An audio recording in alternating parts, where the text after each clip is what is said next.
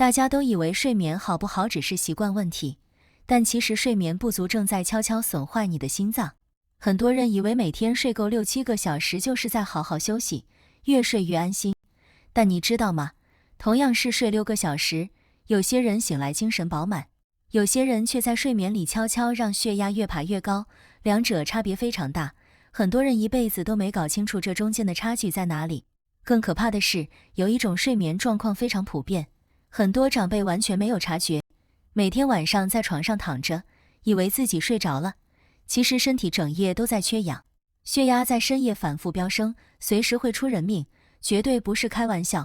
还有些人长期靠安眠药入睡，以为这样就解决了问题，却完全不知道自己的睡眠根本没有进入修复阶段，肉眼看不到的伤害正在一层一层累积在心脏跟血管里面。哈佛大学医学院和美国心脏协会曾经做过一个涉及将近40万人的大型追踪研究，结果发表在循环期刊上，让很多睡眠科医生都吓了一跳。原来睡眠质量直接决定你的血压跟心脏未来是健康还是生病。有人明明每天都准时上床，血压跟心率却怎么样都稳不下来，去看医生才发现，问题根本不是睡眠时间够不够，而是睡眠方式出了问题，白白躺了好几年。哪几种睡眠习惯是心脏的救星？哪一种睡眠姿势碰都不能碰？哪些人一定要做完检查才能放心入睡？哪些人连一颗安眠药都不该随便吞？今天我要把这些真相一次全部告诉你。接下来要讲的内容会让你重新看待每天晚上你是怎么入睡的。大家其实都很认真在照顾自己的睡眠，买好床垫，换遮光窗帘，喝热牛奶，花了很多心思，却常常完全用错了方向。有一位王先生，62岁，退休之后特别注意作息，每天固定10点上床，从不熬夜，以为这样血压就会慢慢稳定下来。结果半年后回诊量血压，数值不但没有降，夜间血压反而出现异常波动的情形。一问之下才知道，他每天晚上都在打呼，而且鼾声很重，呼吸在睡眠中反复中断，这正是造成夜间血压飙升的真正原因。他自己完全不知道，坐在诊间里不断问我，明明睡得很早，怎么还会出问题？像王先生这样的个案，我在门诊里看过太多，不是不努力，而是方向完全错了，甚至让身体在最该休息的时候承受更大的压力，把所有的努力全部白费。这样的情况其实完全可以避免。今天这支影片我会告诉你，哪几个睡眠习惯对心脏真的有帮助，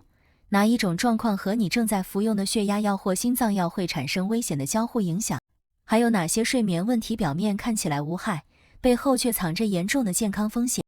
该怎么及早发现？这几件事全部都会告诉你。如果你想继续收到这类资讯，现在可以按一下订阅按钮。很多人都以为电台广告里卖的那些助眠保健品，效果一定比调整习惯强，吃下去就能睡好，就能把血压稳住，甚至比看医生还有用。其实根本不是这样的，那些产品成分不明，也没有经过正式的临床验证，讲的功效大多是夸大出来的，甚至只是加了糖跟香料。真正对睡眠有帮助的是神经系统的稳定跟呼吸道的畅通，这些是任何来路不明的保健品都取代不了的东西，也是身体真正需要被照顾的地方。如果一直相信这种广告，把该吃的药停掉，只靠保健品来调理，睡眠问题只会越拖越严重，等到真的出事，送医往往已经来不及了。更麻烦的是，有些助眠产品里还藏着不该有的成分，跟正在服用的心脏药或血压药一起下肚，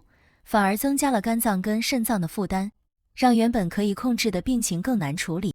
这样的广告词听起来很动人，什么7天见效、无副作用、纯天然配方，但真正见效的案例往往都是广告自己讲的，根本没有真实依据。陈先生就是这样，听着广播里的广告，一次买了好几盒助眠产品，还自己把安眠药偷偷停掉。半年后回诊检查，睡眠问题不但没有改善，血压数值反而比之前更不稳定。医生看着报告皱起眉头，问他这段时间到底怎么调理的。陈先生自己也吓了一跳，这才知道原来浪费的不只是几千块钱，还有半年宝贵的治疗时间，甚至让心血管的状况更难控制。所以这个说法是不正确的。很多人都以为年纪大了，睡不好是自然现象，睡眠变浅，半夜会醒，这是老化的一部分，不用太紧张。其实睡眠质量虽然会随年龄改变，但改变的幅度跟饮食习惯、作息规律还有呼吸道健康的关系更大，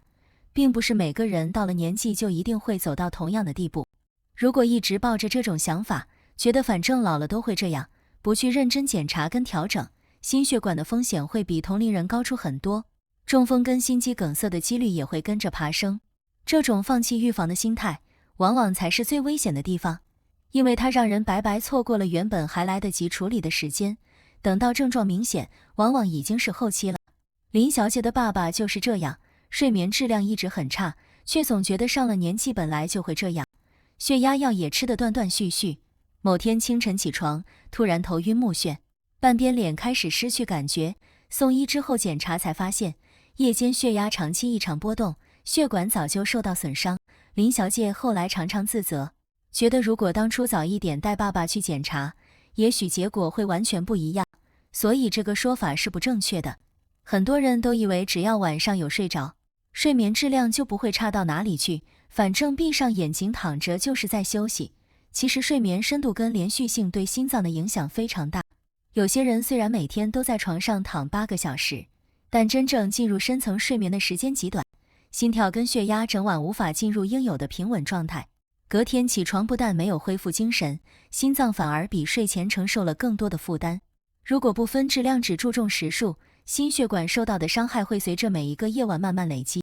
长期下来比睡眠不足的人更难控制血压。尤其是本身已经有心脏病史的人，睡眠质量差带来的风险一点都不比不运动来的小，却常常被完全忽略。李先生就是这样，退休后每天早早上床，觉得反正躺着就是在休息。某次回诊检查，血压数值异常，医生问了他的睡眠状况，才发现他每天入睡后都会打呼，而且鼾声越来越重，呼吸在夜间反复暂停。这才知道问题不是睡不够，而是根本没睡好，所以这个说法是不正确的。很多人不知道，心血管开始出问题往往是从睡眠中悄悄发生的，而不是等到白天才突然显现。在正常的睡眠里，血压应该比白天降低大约10到20个百分比，心脏才能真正得到休息。但如果睡眠中呼吸反复中断，血氧浓度一直往下掉，心脏为了维持供氧就必须加快跳动，血压反而在夜间一次次往上冲。这个过程通常完全没有痛感，很多人一路睡过去完全没感觉，直到某天清晨突然头晕，说话含糊，才知道血管早已承受了很久的压力。而这中间其实有很长一段时间可以及早发现、及早处理，关键就在于你有没有留意那几个容易被忽略的身体信号。第一个警讯是早上起床头很沉，感觉没睡够，但明明已经躺了7、8个小时。这是因为夜间血压反复升高，大脑的血流在整个睡眠过程中并没有充分获得修复，才会在早晨出现这种沉重的感觉。这不是单纯睡眠质量差这么简单，而是心血管系统在夜间没有好好休息留下来的信号。张先生，59岁，台北，每天早上起床都觉得头昏沉沉的，一开始以为是睡前看手机看太久，后来到医院检查才发现夜间血压有明显异常波动，程度比想象中严重。第二个警讯是白天容易莫名心跳加快，特别是安静坐着或者刚起身的时候，明明没有做什么，心脏却突然跳得很用力，这代表心脏在夜间没有充分休息，交感神经持续处于亢奋状态，白天也跟着连带受到影响。这跟单纯紧张或喝咖啡引起的心跳加速是不一样的，换个环境或深呼吸也不容易马上平复。刘女士，63岁，台中，常常坐着看电视时突然觉得心脏猛跳几下，一开始以为是更年期后遗症，检查后才知道是夜间睡眠呼吸出了问题，并不是单纯的情绪因素。第三个警讯是睡到一半突然感到胸口压迫，需要翻身或者坐起来才能缓解。因为平躺的时候血液回流方式跟站立完全不同，如果心脏功能已经受到影响，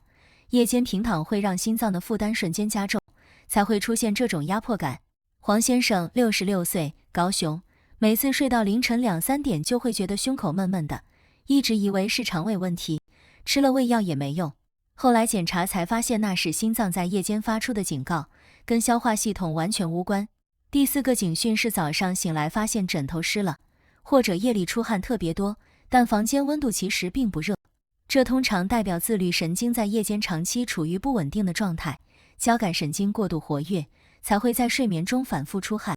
这种情形不太可能单纯用天气热来解释。赖女士，61岁，台南，最近几个月每天早上起来枕头都是湿的，一直以为是热潮红，检查后才发现是自律神经跟心血管系统都出了状况，并不是单纯的荷尔蒙变化。这4个警讯你有哪一个？在留言区写下数字告诉我，是1、2、3还是4？我会在接下来的内容里把每一个原因还有对应的方法都讲清楚给你听。根据卫生福利部统计，心脏疾病连续多年位居国人10大死因前3名，其中有相当高比例的个案在发病前都有长期睡眠质量不佳的记录。这个数字这几年并没有明显下降，反而有年轻化的趋势，值得每一个人提高警觉。另外，哈佛大学医学院与美国国家睡眠基金会曾联合发表一份涉及将近40万人的研究，结果刊登在循环期刊上，指出睡眠质量达到标准的人，心血管疾病死亡率可以降低将近1/3，但前提是睡对方式，而不是单纯延长躺床时间，更不是靠药物强迫入睡就能达到效果。有人说不吃药，光靠调整作息就能把睡眠问题解决，但其实不是这样的。作息调整只能辅助改善，对于已经出现呼吸中止症状或者自律神经严重失调的人来说，正规的医疗介入还是必要的，该回诊就要回诊，该做的检查不能拖。也有人说，买贵一点的寝具或者用更高级的助眠产品，就不用担心睡眠质量的问题，但其实价格高低跟睡眠健康完全是两回事。正确的睡眠习惯跟及早发现身体的警讯，才是真正的关键。这2点我们接下来会详细说明。第一个实践方法是固定起床时间，不论前一晚几点睡，每天早上都在同一个时间起床。这是因为人体的生理时钟是由起床时间来校准的，而不是由入睡时间决定的。固定起床时间可以让大脑在最稳定的状态下调节血压跟心率，长期下来对心血管的保护效果非常明显。台北的吴先生，64岁，原本作息非常不规律，退休后更是想睡到几点就几点，后来配合医师建议，每天固定早上7点起床。3个月后回诊，早晨的血压峰值明显下降，医生也肯定这个改变，叫他继续维持。实践上建议从明天开始就设好固定的闹钟，就算前一晚没睡好，早上还是要按时起床。白天如果累了可以小睡20分钟，但不要超过这个时间，以免打乱夜间的睡眠节律。第二个实践方法是睡前1小时停止使用手机跟电视，这是因为荧幕的蓝光会抑制褪黑激素的分泌，让大脑误以为还是白天，交感神经持续处于兴奋状态，血压跟心跳就难以在入睡前平稳下来。新北板桥的林先生，60岁，退休后习惯躺在床上滑手机滑到睡着，后来改成睡前1小时就把手机放到房间外面，改听轻音乐或者做几分钟的深呼吸。2个月后，家人明显发现他早上起来气色变好，本人也说睡醒之后头不再像以前那么沉了。实践上建议在床头准备一本轻松的读物来取代手机，或者用纸本记事本写下隔天要做的事，帮助大脑从白天的模式切换到休息的状态。第3个实践方法是注意睡眠姿势，有打呼习惯的人尽量侧睡，避免仰睡。这是因为仰睡的时候，舌根跟软腭最容易往后塌陷，阻塞呼吸道，造成夜间呼吸中断，血氧浓度下降。心脏为了维持供氧就必须加快运转，血压在睡眠中反复升高。台中的徐女士，67岁，长期仰睡，鼾声很重，家人每天晚上都被吵醒，后来在医师建议下改成侧睡，并在背后垫一个枕头防止翻回仰卧。半年后检查，夜间血压的波动明显改善，打呼的情况也减少了很多，家人也终于可以好好睡觉了。实践上可以用一个稍高一点的侧睡枕帮助维持姿势，如果侧睡仍然打呼很严重，建议安排睡眠多项生理检查，确认是否有睡眠呼吸中止症，不要拖延。第4个实践方法是睡前2小时避免大量饮食，特别是高糖或高油的食物，这是因为消化系统在运作的时候会增加内脏的血流需求，心脏的负担会跟着加重，血糖快速上升也会刺激胰岛素大量分泌，让自律神经在入睡前处于不稳定的状态，血压跟心率都难以平稳下来。台南的曾先生69岁，习惯晚上看电视配零食，甜的咸的都爱吃。后来在医师建议下，把晚间零食全部取消，睡前2小时只喝1小杯温开水。3个月后回诊，夜间血压的数值比之前稳定不少，睡眠中途醒来的次数也明显减少了。实践上，如果睡前真的有点饿，可以吃几片全麦饼干或者1小把坚果，分量控制在手心1把以内，不要吃甜食或油炸类的东西，以免给心脏增加不必要的负担。第5个实践方法是白天保持适量的身体活动，每天至少走路30分钟。这是因为白天的活动量会直接影响夜间的睡眠深度，规律活动的人进入深层睡眠的时间更长，心脏在夜间得到的修复也更充分，长期下来血压跟心率的稳定性都会明显改善。桃园的郭女士65岁，退休后几乎整天坐着，不是看电视就是打麻将，后来每天下午固定外出散步30分钟，半年后回诊，血压数值比之前下降了一个明显的急剧，睡眠质量也跟着变好，半夜被闷醒的情况几乎消失了。家人都说他整个人变得比以前有活力。实践上建议从每天下午固定出门走路开始，速度不用太快，能正常说话，微微流汗的程度就足够了。雨天可以在家里来回走动，重要的是每天都要动，不能因为天气不好就完全停下来。今天的影片我整理了3个重点给你，希望你可以花一点时间好好记在心里，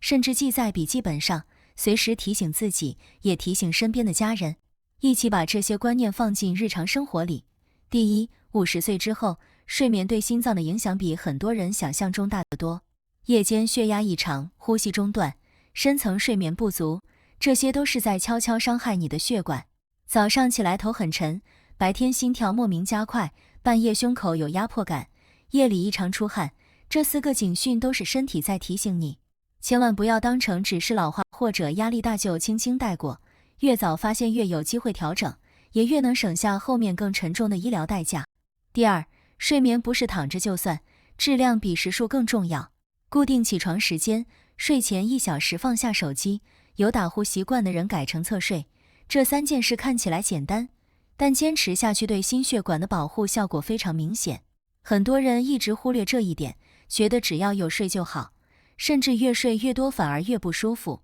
却不知道问题根本出在睡眠的方式上，而不是时间的长短。第三，睡前饮食跟白天活动量这2件事绝对不能忽略。睡前2小时避开高糖高油的食物，白天保持固定的步行习惯，这2个行为习惯的改变加在一起，能让夜间血压的稳定性大幅提升，也能减少心脏在睡眠中承受的不必要压力。